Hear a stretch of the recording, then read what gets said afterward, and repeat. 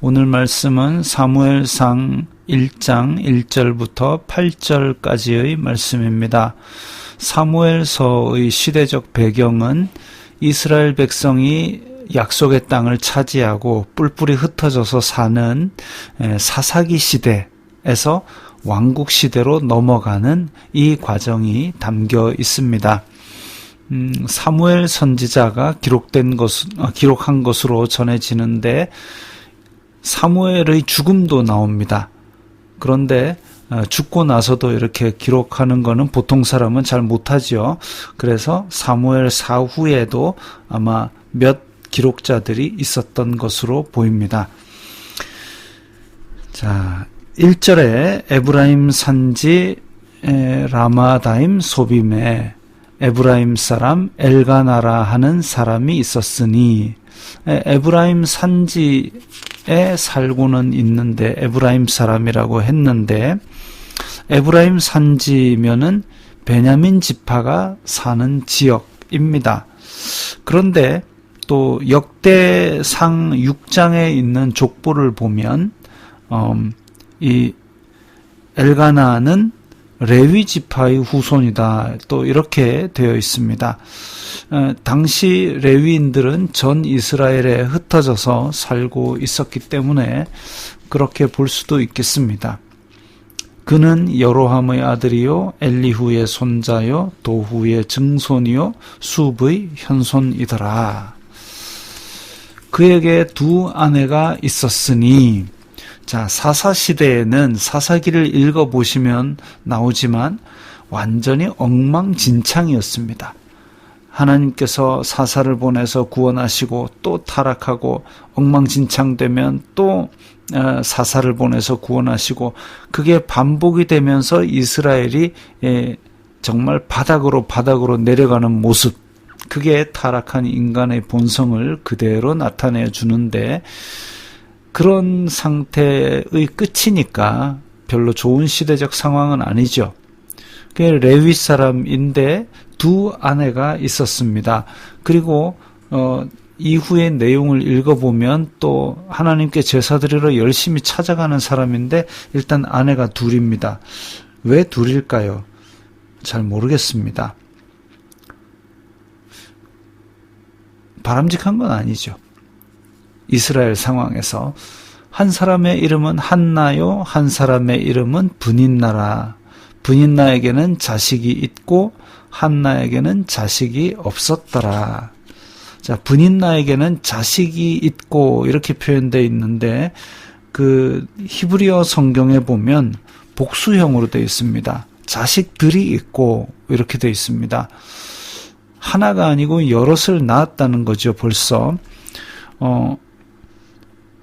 브닌나라는 이름의 뜻이 진주, 보석 이런 뜻이랍니다. 또 한나는 사랑스러움, 은혜로움 이런 뜻을 가지고 있답니다. 그런데 옛날 이스라엘 사람들은 그 자식이 있다는 것은 하나님께 복을 받았다. 전통의 화살이다. 화살이 가득 찬 사람.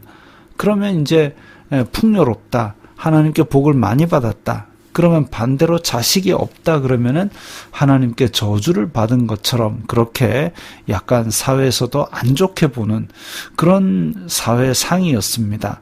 그런 상황이다 보니까 브닌나는 자연히 어깨에 힘을 주고 다니고, 한나는 좀 위축되어 있는 그런 상태이지요.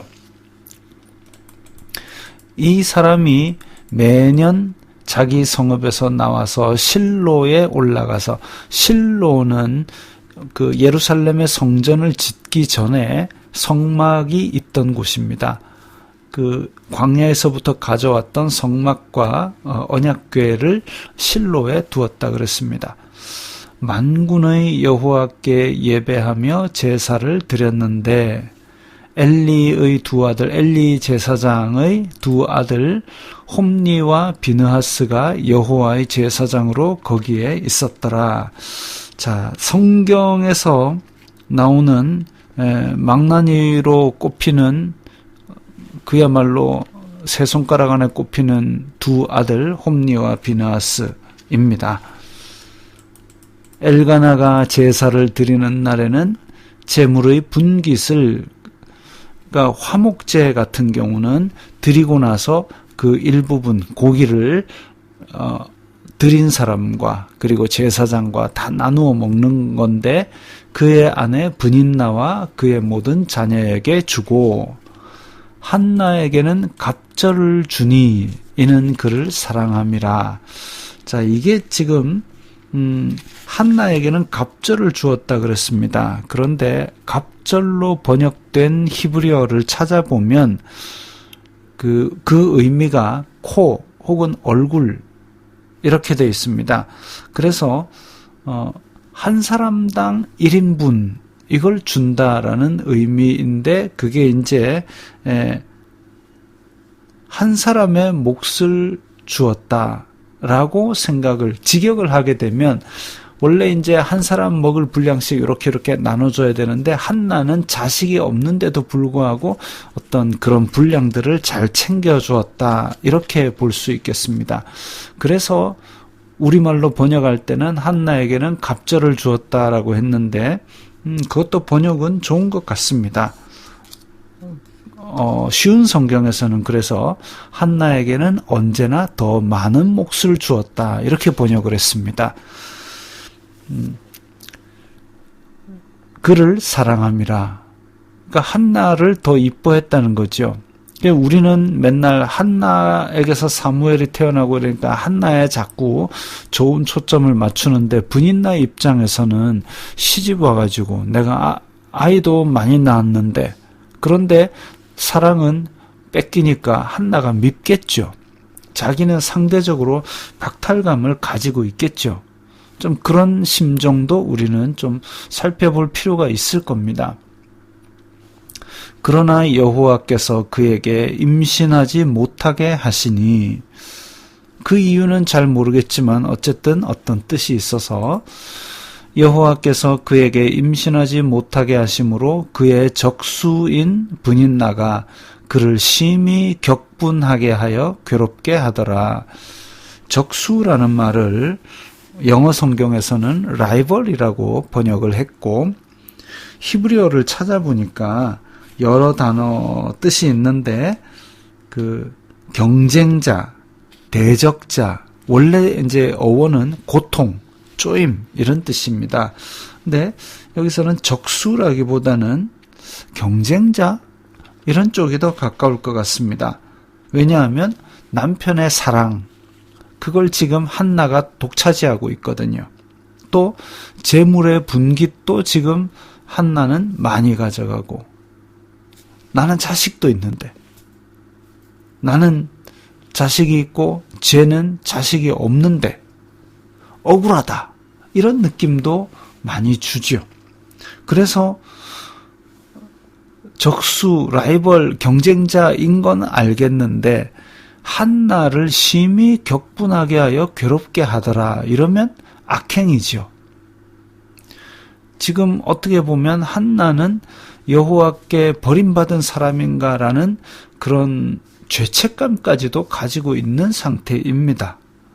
그런데 자기는 지금 있는 지위를 이용해서 압제하는 상황이 되어버린 거죠. 가진 사람이 압제하는 상황. 그러다 보니까 죄를 짓게 된 거고, 그렇습니다. 매년 한나가 여호와의 집에 올라갈 때마다 남편이 그같이 하매, 남편도 좀 잘못한 것 같아요. 브닌나가 그를 격분시킴으로 그가 울고 먹지 아니하니. 참 안타까운 일이죠. 지금 질투로 인해서 이렇게 격분시키고, 그래서 울고 안 먹고, 여호와께 화목제를 드렸는데 그것을 받아 나왔을 때 그걸 안 먹는다. 이건 화목제가 완전히 물거품이 되는 그런 상황이기도 합니다. 참 안타까운 일이죠. 그의 남편 엘가나가 그에게 이르되, 한나여, 어찌하여 울며 어찌하여 먹지 아니하며 어찌하여 그대의 마음이 슬프냐, 내가 그대에게 10 아들보다 낫지 아니하냐 하니라. 그래서 지금 한나를 달래기 위해서 엘가나는 온갖 좋은 말, 정말 아름다운 말을 하지만 그 깊은 생채기는 근원이 아들이 없기 때문에 받은 생채기는 낳을 수가 없는 거죠. 안타까운 일입니다.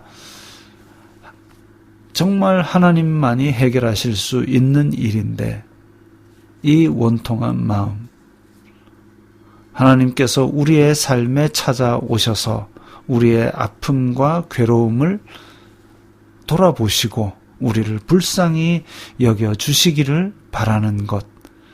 때로는 우리의 마음속에 이런 아픔이 있을 때에 그런 마음으로 기도를 하는 것이 필요한 때가 있을 겁니다. 하나님은 찾는 자에게 분명 좋은 것을 주실 것입니다.